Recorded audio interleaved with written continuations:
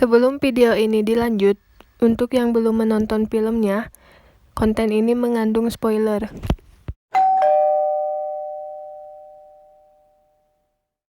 Assalamualaikum warahmatullahi wabarakatuh. Saya Nika Lorenza. Pertama-tama, marilah kita panjatkan rasa bersyukur kita kepada Allah Subhanahu wa Ta'ala yang telah memberikan segala kenikmatannya kepada kita semua.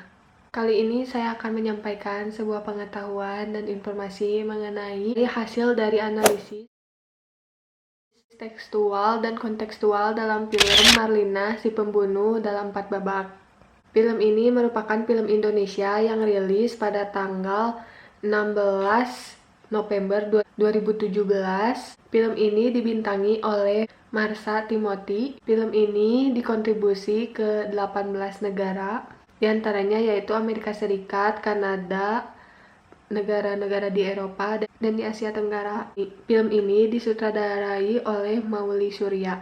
Sinopsis dalam film ini yaitu suatu hari di sebuah padang sabana, yaitu di Sumba, Indonesia, 7 perampok mendatangi rumah seorang janda bernama Marlina yang diperankan oleh Marsha Timothy. Mereka mengancam nyawa, harta, dan kehormatan Marlina di hadapan suaminya yang sudah berbentuk mumi. Esokan harinya, dalam sebuah perjalanan demi mencari keadilan dan penebusan dosa, Marlina membawa kepala dari bos perampok yang telah ia penggal pada malam itu, yang bernama Markus dan diperankan oleh Egy Pedli.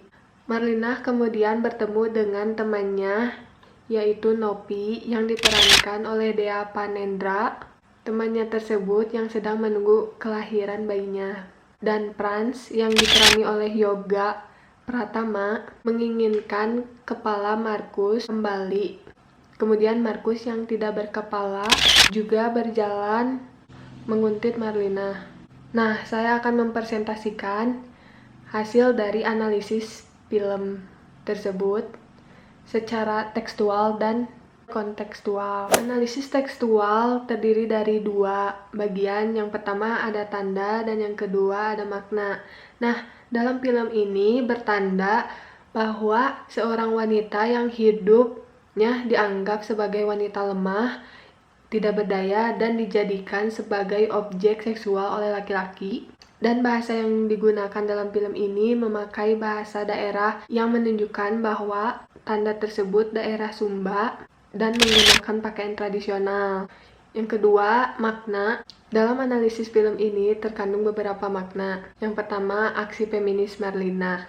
Dalam aksi feminis Marlina ini ada dalam scene ketika Marlina disuruh membuat sop ayam dan ia dipaksa atau diperkosa oleh bosnya yang bernama Markus.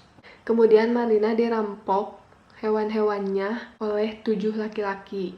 Tetapi dengan aksi feminisnya Marlina memenggal kepala Markus dan meracun 5 perampok dengan sup ayam. Selanjutnya, kesetaraan gender. Dalam film ini juga menggambarkan ideologi patriarki di mana laki-laki digambarkan memiliki otoritas.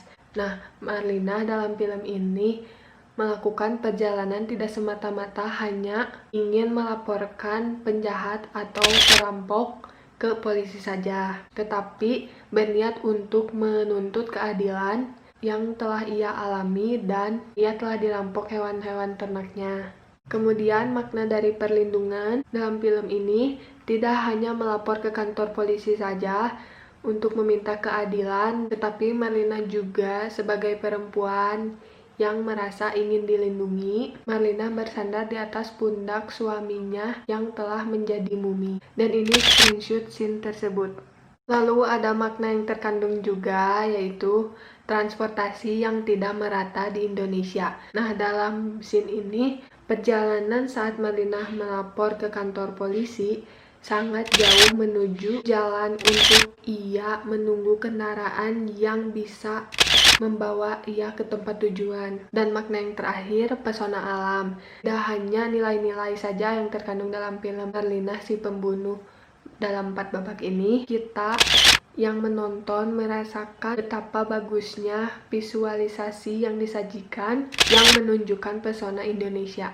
Nah, untuk efek penontonnya, review dari saya setelah saya menonton film ini bahwa hak wanita berhak untuk tidak diperlakukan semena-mena dan berhak mendapatkan hak-hak untuk dilindungi, mempertahankan dan melawan untuk mendapatkan keadilan. Tidak hanya itu, dalam film ini saya sajikan dengan visualisasi yang sangat keren, indah, bahwa Indonesia memiliki alam yang sangat indah. Saya melihat review-review orang melalui blog dan YouTube yang memberikan rating cukup tinggi, seperti contoh video dari YouTube-nya Najwa Shihab. Dilanjut dengan analisis kontekstual, bagaimana film Marlina si pembunuh dalam 4 babak ini diterima oleh khalayak dengan baik secara psikologis dan sosiologis. Secara psikologis, film Marlina si pembunuh dalam 4 babak ini seperti membuka pikiran untuk para wanita dan laki-laki juga, dan juga membuka pikiran wanita untuk selalu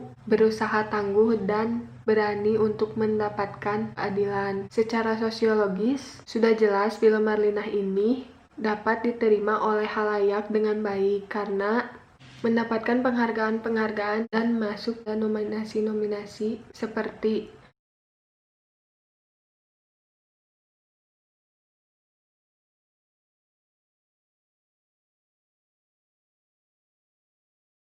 Nah, dengan begitu, marilah kita saling menghargai dan saling melengkapi satu sama lain. Segitu saja yang dapat saya sampaikan. Semoga bermanfaat untuk kita semua. Terima kasih. Assalamualaikum warahmatullahi wabarakatuh.